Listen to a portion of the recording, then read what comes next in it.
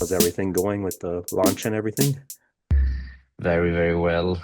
So, I mean, it's mixed emotions, when Hmm. you launch a game. You're very exhausted, you're very Yeah. excited, and you feel very immense gratitude of, everyone's love and support pouring in, and got so great reviews and reception. So very, very, very happy. Hmm. Klas is also joining. Uh, he just needed to bring some coffee, but he's coming as well. Yeah. Um, no, I want to say that so the first game I was playing on my PC, uh, which I don't like. My PC is here. This is at my parents' house where I work from. Mm, But then, so I only get to play games here on the PC like every once in a while. But it was one that I actually yeah. finished. So that like says something about it. But I didn't get to finish it Oh, until nice. I think the second one was coming out and they sent out codes and the Switch 2 version was delayed like for like the early copies. So I was like, Yeah, okay, I think I have like an hour left in the first game and I finished it and it was like such a great ending because then that's when all the action happened and stuff. I'm like, oh, I'm happy yeah, I didn't miss out on this. nice. Hmm.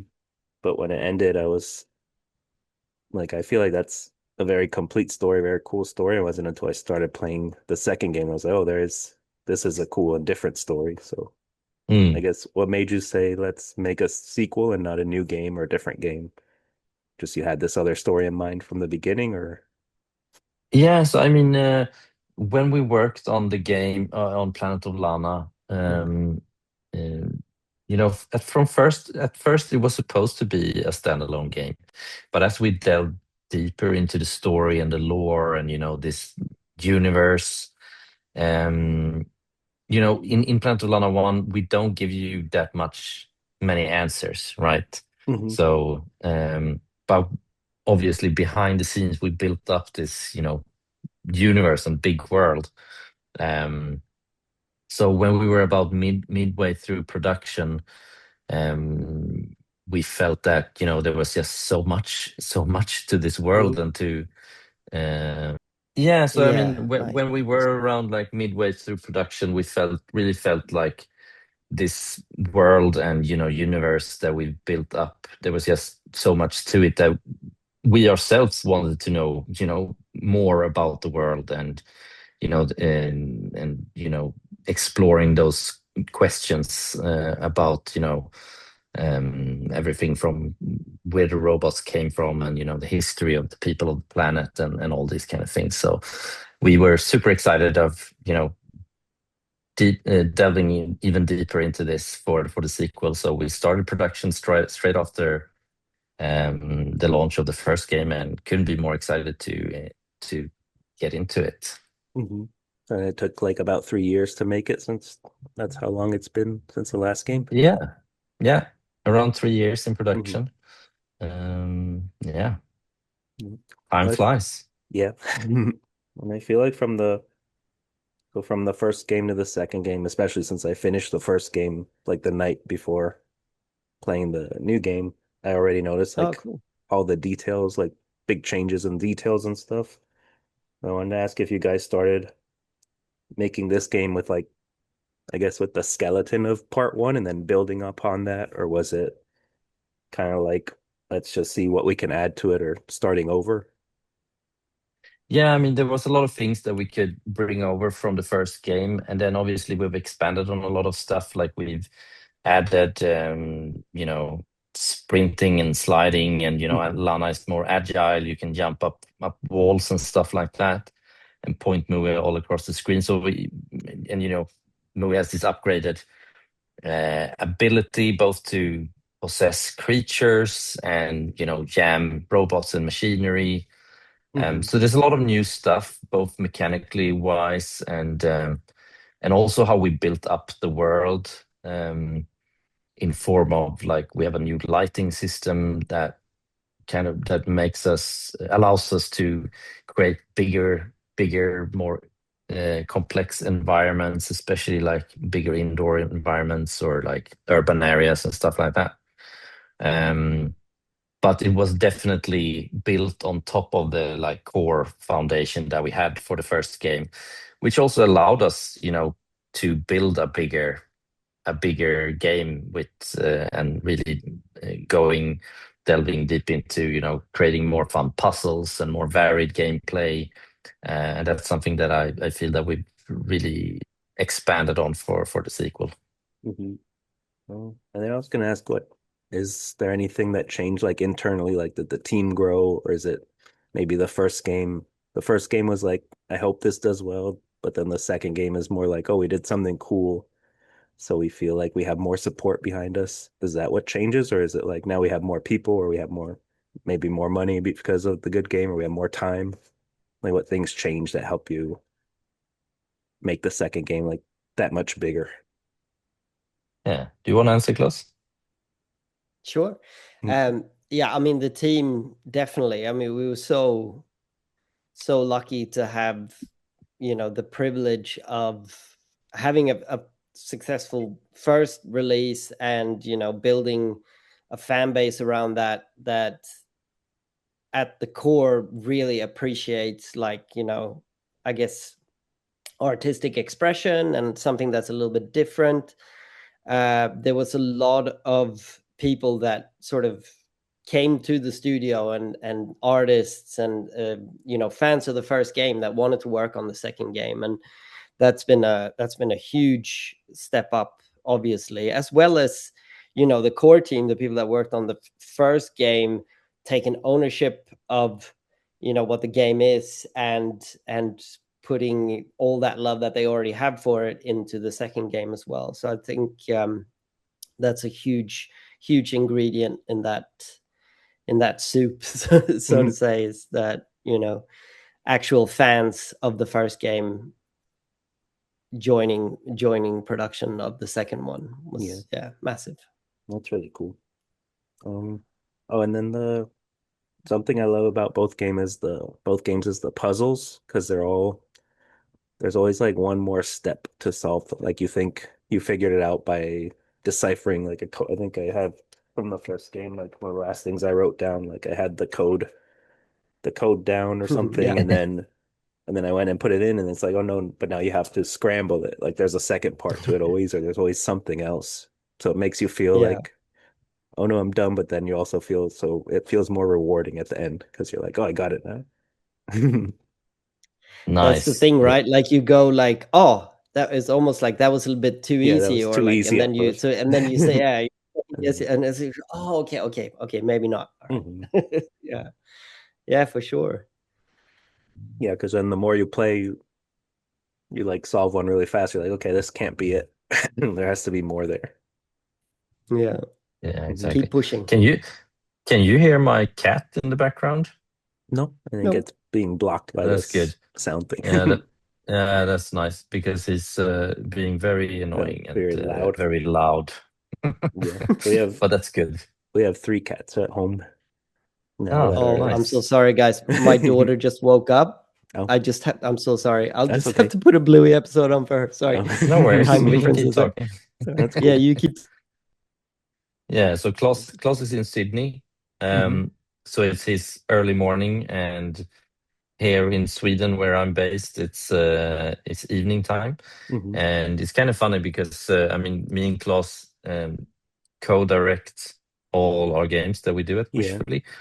And yeah, we've been working remotely between Sweden and Sydney since the start of Planet of Lana 1. But me and Klaus has actually known each other also since we were 12, Oh wow. and doing like creative stuff ever since, which is kind of fun. And our background is both in film and animation, and Hmm. like motion graphics and that kind of stuff. And then we had a film production company together before heading into the games industry, and starting our journey with Wishfully and Planet of Lana. Yeah. So, and do you guys see each other in person if there's a release event or something like that, or it's always remote? At least once a year we see each other. Hmm. to work together with the team, and or we go to like a game conference or Yeah. something like that. So yeah, at least once a year. Hmm. Yeah, PAX East is happening this weekend here. That's a big one, but I don't know if you guys would want to Yeah, I never travel to never for that.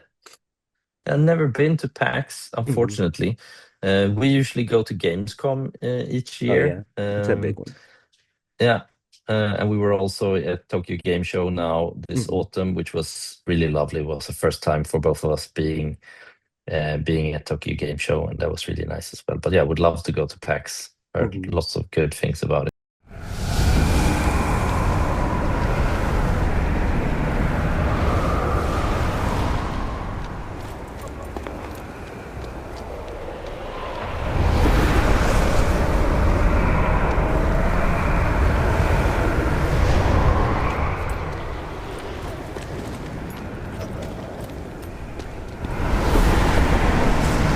In the first game, I know there were the secrets, which I found like I think I found the last one or the second to last one, and I was like, oh, I should have been looking for these the whole time. But in the second game now, I'm like searching every area more and more. But I like that there's more. There's the journal that like you can go back and look at things and remember what Yeah. you've found. The objectives, I like the way they're laid out because it's like do this one thing, like find this one thing right now, and it's not like the whole journey is one end. And then there's more secrets, so now I feel like I'm really looking for them. Yeah, and we've expanded on that, and I also feel that's a very nice evolution of the game to have that journal, and also because I mean Planet of Lana is all about the environmental storytelling, and telling a story without words, Hmm. and having that journal also, and that Lana scribbles down like these clues and things that she finds through her journey. And the story is its own kind of puzzle in itself, Yeah. because since we're not telling the story with an intelligible language, you kind of have to piece together the story yourself as well, and that's definitely a part of it. The journal and the things you find throughout your way. So I mean, it is a more complex and layered story in the sequel. Hmm. Um, and yeah, I think it's a very nice evolution to have the system of the journal, and that we also give more answers in the sequel to some of the mysteries of this world. Yeah. I think like two people can play this game but get two different stories because maybe you miss like a journal entry or you miss something. Maybe you just read it differently.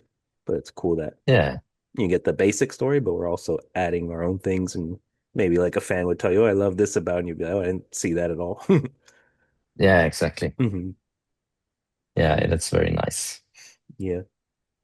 And then something I really love is the art style that it's very simple, but also very dynamic and like, there's a lot of detail in there, but it's what you were saying, how you could like zoom out more now with the engine or whatever with the changes. But I love how there's parts where you're like in one little room and it's super close up and you have to find things and you might be running or something and it's super zoomed out and you're small running through this like huge place. It's just super, it's like so Yeah, nice and to it's look at. nice. Yeah, and it's nice, coming from a film and animation background like both Hmm. me and Klas have. I think it's very nice with that kind of format that a side-scrolling game is, like Planet of Lana, because you can frame your scenes and create these cinematic moments in a very nice way. So I think that's very nice. And in Planet of Lana 2, this yeah, it's basically the evolution of the lighting system that let us create these urban areas that you see in the later parts of the game, and also the shipwreck which you explore with the submarine, Oh and yeah, yeah, all that's these exciting environments. mhm. Yeah, I like the summer. I did the submarine stuff this week, and I love that it's like you're in the submarine, but then you have to like find a place to leave it to go swim and like go to find a different room or do different things. But it's cool how it's not just Yeah, like you're not just submarining, you're doing that, but then you find a little thing here, get back in, and then keep moving around. Yeah, yeah. It's really it's a nice section. Yeah. And then it's super photographic. Like I've been taking pictures the whole time or screenshots on the Switch while playing. But it's funny because Nice. right now at the same time I'm playing Ghost of Yote, which is a totally different game, Yeah. but they're both giving Mm. me that like, oh, I have to take a picture of this, and I'm just taking screenshot after screenshot of both games, even though they're so different. Wow, that's a Nice. huge compliment. Yeah. Thank you. hmm And did you ever think in production about making it co-op, like someone would control, or a co-op mode where someone would control Mui and someone would control Lana? Yeah, definitely. I mean, when we pitched Planet of Lana 1 to publishers, that was the first question they asked, like, is it going to be a co-op?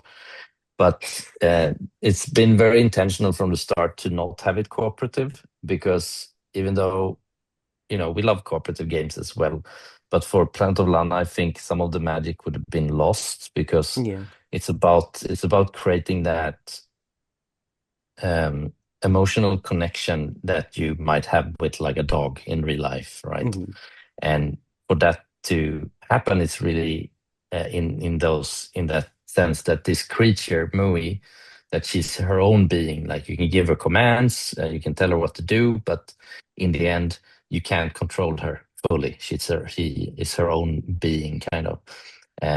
So that's the reason behind that, and we've gotten the feedback from a lot of people saying that they felt like it was a co-op game, that they were playing it Yeah. with moving, even though it is a single player game.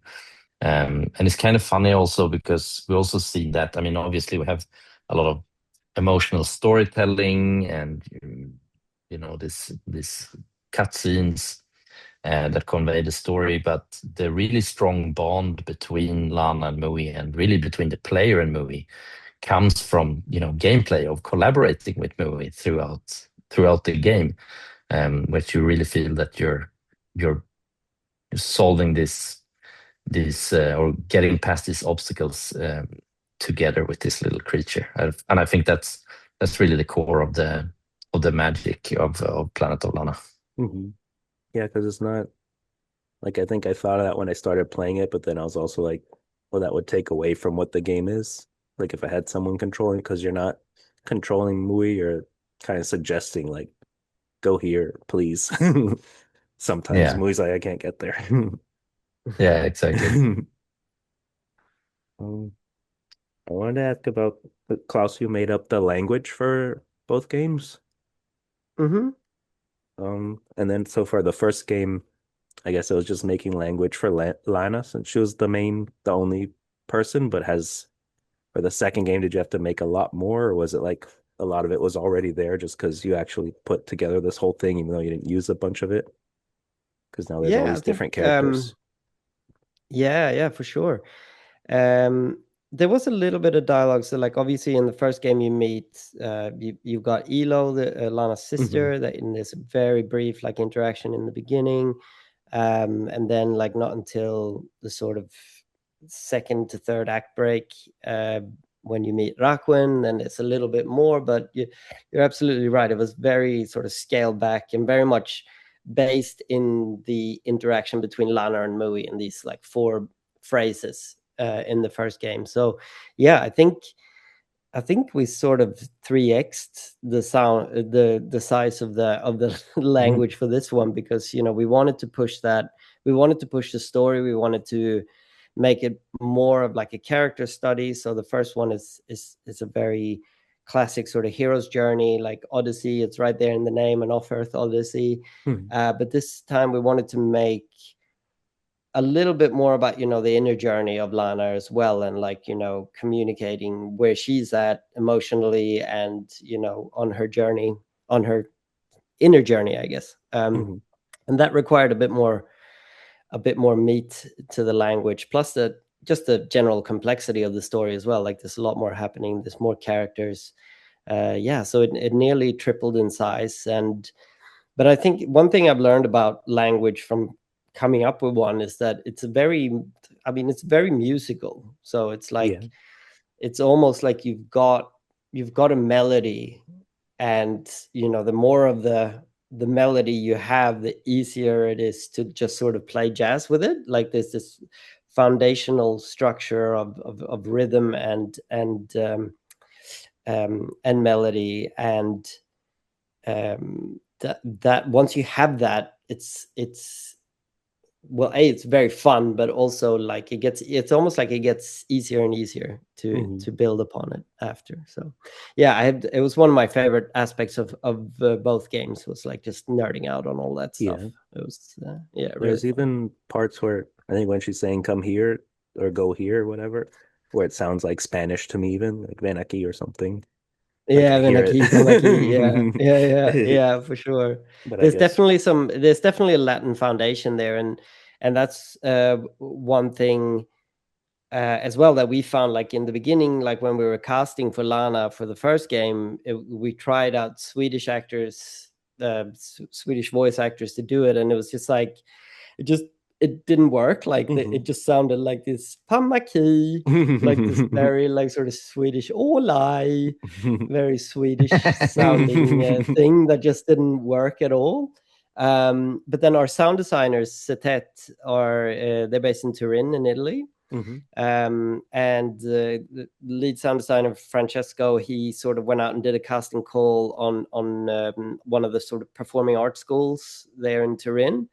And we found that, I mean, when we found our Lana, Bianca, who's Lana in both games now, it was very obvious that like Italian speakers had, that flowed perfectly with the language. And that's sort of how I figured out that it had a Latin influence at all. I didn't like really think about that. So I lived in New Zealand for a while, so there's a bit of Maori influence in there, and like, and there's a lot of overlap there as well, and then just some completely random sounds as well, just to flesh it out so it doesn't get too like just yeah,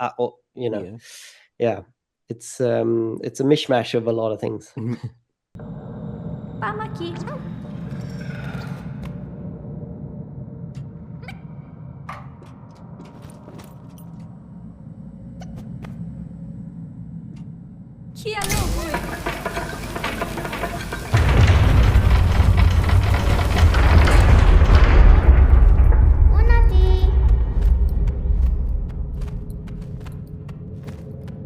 And did you do voice directing, or was it then the people over there?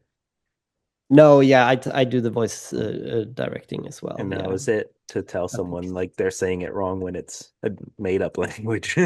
Yeah, that is very interesting, especially in the second game, where there are a bit more like sort of fleshed out dialogue scenes where there's actually sustained dialogue of like, sort of ping pong going back and forth with response and a scene dynamic that changes throughout the scene. And I think the way that most of them deal with it is that they sort of say it in Italian first, and then they say it in the language, sometimes when they get like caught off. But other than that, yeah, it's surprisingly not that hard. It's all in the tone, and it's all in the emotion, all in the stuff. Emphasis. Yeah, exactly. Yeah, we just have very talented cast, I guess. Yeah, because I do improv here, and there's a lot of exercises we've done, especially early on when you're like taking classes that are like, okay, don't talk in words, just do sounds or just do numbers or something. Like you take away the words, and then people have to use their emotions. Like, oh, see, that's how you use your emotions. It's such a big part of communication, right? And like, movie, like on top of that as well, because people say like, oh, it must be so hard, to tell a story without this, but it is like it forces you to really dig down to like the core emotions, and then you just use whatever tools you have at your disposal, and like the language is just one of those tools. So then we have, music carries a huge part of that load as well, of like, that classic, like Takeshi Furukawa, our composer, is very good at like just both with instruments and melody and themes and stuff, like really building, those emotional currents in a scene as well. And of course the sound design and the animators, the way that they work with body language, like actual exposition is actually very little. It's actually, when you dig into it, it's actually quite a small part of human communication. I think it's yeah, we're emotional creatures. We respond to that. Yeah, I was going to talk about the animations and how I don't know, they're so real and there's so much detail, even though the art is like simple also. Like when she's moving or every time she jumps, I don't even know if it's the same jumping animation every time, but it feels like real. You don't get like, or even I think in the first game, when I interviewed you before, I talked about how like every time she jumps and grabs something, I'm like, oh my God, she's gonna fall. But it's just the way it's done is really well. Oh, thank you. Thank you. Appreciate that. Yeah, our lead, our animation director, Olle Engström, is yeah, he's really good at what he does. You know, both when it comes to obviously the cutscenes and the more mechanical animations as well, for sure. And then also, we've had such a talented team. Yeah, and also, you know, our senior, one of our senior programmers, Mats Söderlund, he's you know, worked on the character controller and, you know, all the technical stuff behind it, and it takes so much work to create that feeling that you're talking about. Because it's really that balance between a character that feels responsive to your input, but also has weight and that you feel is part of the world. And so it's really that balance that we're going for. I mean, we're not making Super Mario or like a action platformer. So we really want, you know, Lana to have weight to her, and that you really can feel when you make a run and you make a big jump and you just grab the ledge at the last second, and hang on for dear life. We want the players to feel that, and I think both animators and and the technical team has done an amazing job with that as well for the gameplay as well. There's also when you leave Mui behind the little bubble, and then it's like you could see what he's doing, but when he starts running, even that animation is like very simple but very cool. Yeah, and that is very nice, and it's important also to have that, so you can feel at ease that you know what movie is doing off screen. Oh, and then in this game now we have, because the first game didn't have underwater, right? Or it had swimming but not going up, like submerging. But now we have this whole extra world underwater. But I love the way that there's like the line of the water. Like it's kind of like if you put your camera, if you had a waterproof camera, your phone, and you put it on the edge and take a picture, that you can see both. But I love that look. Yeah, and that's kind of the feeling of of both, like the art direction in both games is kind of that feeling of like having almost like a theater set. We will also have, like, you know, these black foreground set pieces, and it's kind of feeling of you looking into this little diorama almost, like so that's it's a nice creates a really nice vibe. And for the underwater sections, it's been so fun having this whole new part of Novo, which we didn't get to explore in the first game, because as you said, you can swim on the surface, but that's it.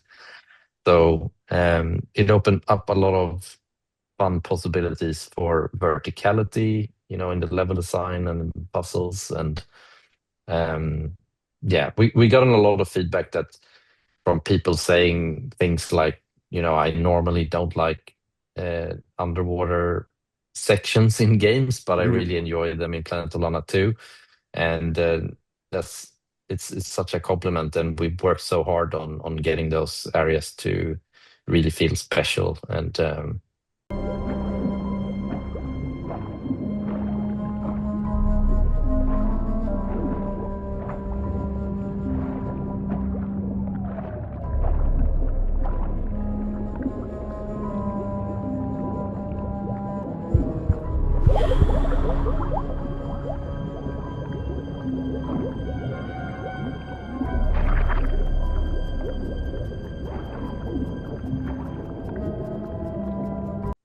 was the process of making, I guess, creating the right amount of time for her to hold her breath underwater.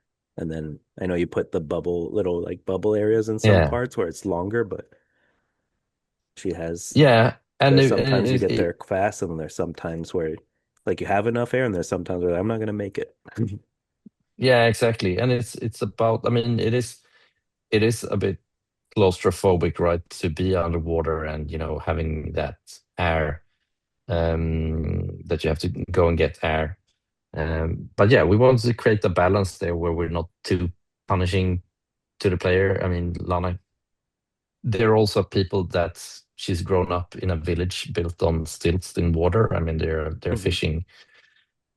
fishing village people, so she's very natural in the water and she can hold her breath for a long time. And I think we found a good balance where it feels that you have to think about it, but you also have a lot of freedom underwater where you have quite a lot of time to explore and go around. Mhm. For the first game, I know we talked about some of your inspirations were games like Limbo and Inside and those type of games. Uh, but for the second game, now that you've added like the creature control and stuff like that, are there other games that inspired that? Maybe even new games like when I control the creatures, it makes me think of Kenna Bridge of Spirits that I played like a few years ago.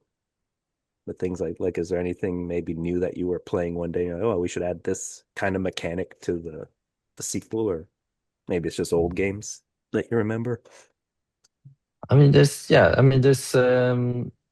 several games that apply that kind of mechanic. I think it was more born out of not like inspirations from Mhm. a specific game, but more out of that we wanted, even though Planet of Lana is like a cinematic, epic journey, emotional journey and story.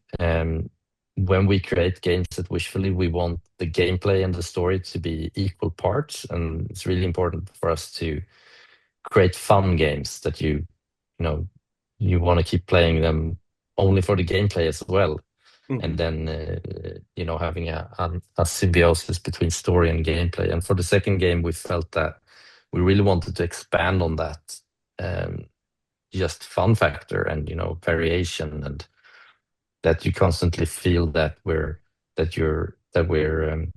um, introducing new mechanics and new creatures when you come to a new biome. And it's really fun with this mechanic then when you can take over the creature and experiment with it. And yeah, it opens up a lot of fun possibilities for solving puzzles and just makes the game more fun and varied to play. So that was the reasoning behind it. We don't have any specific inspirations Mhm. behind it. Yeah. And I like that when you find a new, like there's the fish and then the little, I guess, ball characters. But when you find them at first, you're like, what am I doing? And you're figuring it out as you go. And then there's so many that it's fine to like you lose one, but then you also feel bad that you killed it because it's so cute. But then Yeah. you're like, well, there's a lot more. So I can now you start figuring out slowly, like, what can they do? And then what do I have to do with this? Which is very cool. It's not like Yeah. like do this and this and this. There's no tutorial. It's just like it tells you which buttons, I guess, do things, but it doesn't tell you what they do or anything, which is nice. Yeah, it's really about that exploration and Hmm. and having players think for themselves and experiment and yeah, figure it out. Yeah. Mm. And are there any, I guess, themes in the first game or this game that are either themes from your real life or just like stories you wanted to tell One within the good game? question. I've been trying to think about like, because sometimes when you're right, you get so into the macro of each scene, and like, when you zoom out, there usually is like a theme that emerges, and I have been thinking about it lately a lot. And I think one big thing is like that sense of home, Hmm. is a big one for both games. It's like they're a bit different. In the first one, it's sort of like that immediate threat of like a child a child who's already lost her parents now having, you know, what remains of her home threatened by this external threat. So like this very clear classic sort of narrative. But then in the second game, it's more like I said, it goes deeper into Lana's character of like how that trauma of like her parents and how that affects her view of, I guess, her sense of identity and her home in the sense of more like her roots, like where did she come from and what is, you know, what does that mean for her as a character. So yeah, if there was any, so, and I mean it's personal for me because I lost my dad when I was like 17, and I think there is like there's an inherent yeah, I guess seeking that comes with losing a parent at a young age, that I definitely took with me into that aspect of the story. I mean, obviously, like we collaborate a lot on, you know, the general direction of the story and stuff like that. But on that thematic level, I think I've put a lot of myself, maybe more sometimes than I realized during writing itself. But yeah, I do think I have put quite a bit of my own experiences into that aspect of it. So yeah, maybe after when you're playing a section, you're like, oh, this has to deal with this, and I didn't see it when I was writing it. yeah, exactly. Yeah, pretty much. Yeah, for sure. Oh, there's the part. There's like a short sequence where you're playing as only Mui, but you still control Mui with the same controls, which it's not like, oh, now you take over and you're using the joysticks, right? You're still saying go here, which I love that it was consistent. Yeah, it's Nice. even the first time you interact with her. Hmm. It's sort of like a little mini tutorial for how to control her with Lana later as well. That it's, but you're also establishing that you know, her as her own character earlier on in the story. Like in the first game, they're very much a unit, and like, you know, it's these two best friends against the world. But this time the story is a bit more complex about that. We get to learn more about Mui's history and her as an individual, and I think that was an important part of that mechanically as well, to like just introduce her on her own in the ship Hmm. first, and not just as Lana's sort of lapdog, you know. Yeah. Yeah, so I'm glad you like that. Hmm. Oh, and then so now that there's two games, has anyone approached you guys or maybe the publisher about adaptations or anything like that? I know that's like a big thing that we're seeing everywhere. Like every video game is becoming like a movie or a show or a series or comic or something like that. Unfortunately, not Hmm. anything we can comment on, Hmm. but yeah, we definitely have. There's interest at We see least. we see a lot of Hmm. potential in the IP of Planet of Lana, and are very excited about its future and where we'll go from now. But unfortunately, it's nothing we can comment on further at Hmm. this time.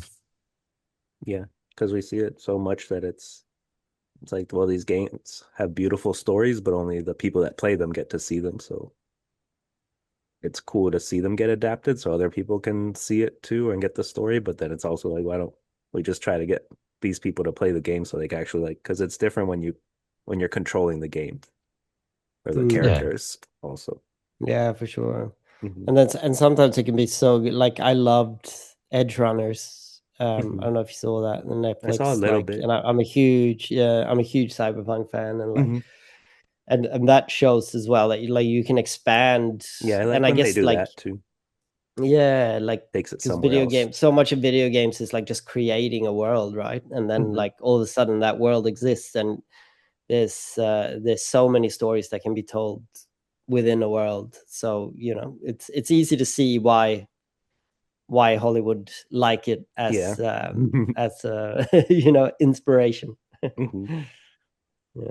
And do you have I guess, a next project you're working on? Do you hope to make a third game? Maybe now, maybe even some other day, or is it let's try something new next? Or Yeah, unfortunately Yeah, you we can. can't, yeah, we can't comment on that, Hmm. but yeah, we're excited for the future. Hmm. And do you have more ideas for this story then? Without saying if you're going to work on it now or later? Like you're probably running with Yeah, more ideas in your head. we have Lots, tons Yeah. of ideas. Yeah. lots of ideas. Hmm. And just I was going to ask you guys a few more questions just about like yourself. Like, what games are you guys playing now? And then like, what are you playing when you're making this game? Like things that are similar or things that are totally different to get your mind off your work? Oh, Good question. I mean, I have two kids and you know, a very fun job, so there's a lot of work. But Hmm. when I do find the time, I, you know, try to play as much as possible. And right now I'm playing Split Fiction, and It Oh, Takes Two at the same time, but with one with with your either kids? kids. That's awesome. um, so that's quite nice. But yeah, otherwise, before that, played a game called The Drifter, which is a very nice Hmm. point and click indie adventure game that can warmly recommend. A lovely game, kind of retro pixel style in the kind of style of Full Throttle and those old games that I grew up with, but made in a modern way with really good balance of the puzzles and yeah, it was a really nice game. But yeah, looking forward to play Cairn Oh yeah. as well. Mm, That's next on my list, I think. Hmm. Klaus? yeah. I have way too many things on my list, and I'm like trying to play them all at the same time. So I'm like playing Resident Evil, Okay, the new one. Kingdom Come Deliverance 2, can. I tried the Pragmata demo the other day, and I Oh, like the that demo's had really cool. completely missed that game, and then tried the demo and just absolutely loved it. So I Hmm. think that's like completely unexpectedly going to be a day one for me. He also played the Drifter. I really like. I want to push this game, the one that Adam talked about, as well as much as possible. It really is like this. It reminiscent of like Full Throttle, like those early LucasArts like point and click games. Hmm. So good. It's an Aussie studio, an Australian studio. Um, yeah, just dipping my toes a bit into everywhere. It's just such a big backlog, and like that's what Yeah. everyone says, and it's a really good problem to have, obviously, because it means the industry is alive and well, and there's a lot Hmm. of good games to play. But yeah, it's hard to Yeah, there's not choose enough which time ones. for all the games. It's not, and like Adam Hmm. said, especially when you have kids. And yeah, Hmm. yeah. And then How about you? What have you been playing? um, yeah, so I finished Dragon Age the Veilguard last weekend just because I've been trying to get into more RPGs and I was like, let me start with this one. All right. And it was really Nice. cool. I started Ghost of Yote, as I said, like this weekend, Mm. Yeah. and now I've been obsessed with that. I've been playing your game that I'm halfway through. Nice. And then when Yeah. the last Indie World Direct came on, there was what was the mini shoot adventures. I became obsessed with that for a while. That it was out Right. on Steam for like 2 years, but then it finally came to Switch the other day, and then I played it like nonstop for a whole week. Nice. Sweet. And you guys are the publisher is Thunderful, right? Yeah. Mhm. So then do you have a relationship, I guess, with the other developers or the other teams where you're like working on your game and showing it to them and then you're playing their games, or is it there's no real communication there? Are you guys helping each other out when you're making games? Actually, not that much. Actually, I mean, we've had a great collaboration with Thunderful for Hmm. both Planet of Lana 1 and Planet of Lana 2. But otherwise, you basically mostly run into other teams when we go to like game Events and conferences things. and Mm. events and things like that. Then it's always nice to catch up and try each other's games and stuff like that. But otherwise, not that much actually. Hmm. Yeah, that was nice. Like last Gamescom, obviously the Godbreakers crew were there, like in the Thunderful booth, and replaced, obviously coming out soon as well. Got a lot of hype, and yeah, they're doing some cool stuff for sure. So Hmm. yeah. And then do you guys have any, I guess, side projects that aren't gaming related that you work on as well? Maybe it's a side job or Actually, just things that you do on the side for fun or to keep sane? no, I mean, yeah, exactly. Not anything like to make money or anything like Hmm. that, but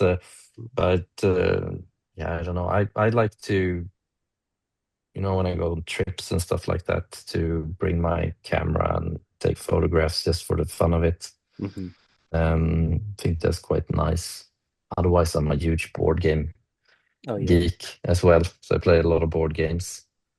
Um, but yeah, otherwise it's a lot of making games Yeah. in my life. I try to just whenever it's not, gaming or making games or family time, I try to just do as much with my hands as I can. Like I like woodworking and I Oh, like, tinkering in the backyard, like in, gardening and with plants and stuff like that. So I try to sort of touch grass as yeah. much as I can when I'm not doing game related things or family related things. And that's Hmm. quite nice. I like that. Yeah. I think you need a bit of a break sometimes. Hmm. And are both your Yeah. kids into games? Or you guys are getting them into games, or are you trying to keep them away from too much games too? No, for sure. I mean, my daughter is only 4, but we're actually playing Hmm. Planet of Lana 2 very slowly Hmm. together on the Switch, and so like she's controlling the left stick, and then I do all the tricky stuff like on the right side of the controller, which has been actually a really nice way to do it. And then she just sort of, whenever it's scary or like there's a robot or something, she's like, okay, you can play this part, you can play this part. And yeah, try to keep it short sessions, but still you want to, she has a movie plushie. It's a very cool Oh, that's thing to cool. be able to, share a world, I guess, that you helped create with your child, and that she actually looks up to characters, and that you helped create as well. It's a very special feeling. So it would feel really weird to like just have completely shield her from it, just because Yeah. like, oh, you shouldn't play video games too early. So try to keep it at a reasonable level. But yeah, you know you gotta share what you Yeah. do, I Well, think. it's a Yeah, beautiful story, and it's also like a strong female lead, which is cool for her to see too. exactly. Hmm. Yeah, absolutely. It's Yeah. nice. And then Adam, you said you Yeah, were and playing Split Fiction and It Takes Two and those type games. yeah. So my Yes. kids are a bit older. They're Hmm. 10 and 7. Um, and it's nice because I've been playing games with them since they were kids. Hmm. Oh, they're still kids, but since they were Hmm. younger. But now it's really fun when you can play a little bit more advanced And now games they're getting together. it. Yeah, exactly. And now the next step, obviously, since we're Swedish, the next step is for them to be able to play more English, you know, understand more spoken dialogue and stuff like that, and Hmm. reading texts. So, but yeah, it's really fun thing to share because you can kind of do it at the same level, and you can share an experience where you're both having fun together. So I think it's a very nice thing with the medium. Yeah. Mm. Well, that's all I have for you, but thank you guys so much for talking to me, both of you, and Thanks, mate. I look forward to finishing the game soon. I was trying to do it before, and then there Awesome. was just so many games getting in the way. I know the feeling. Please do, and let Yeah, us know what you Yeah. thought. And yeah, thanks so much for your interest and taking the time. It's really nice to meet you. And hopefully yeah. Thank you so we'll much. talk in a few years for whatever the next thing is. Yeah, let's Yes, do it. absolutely. Mhm.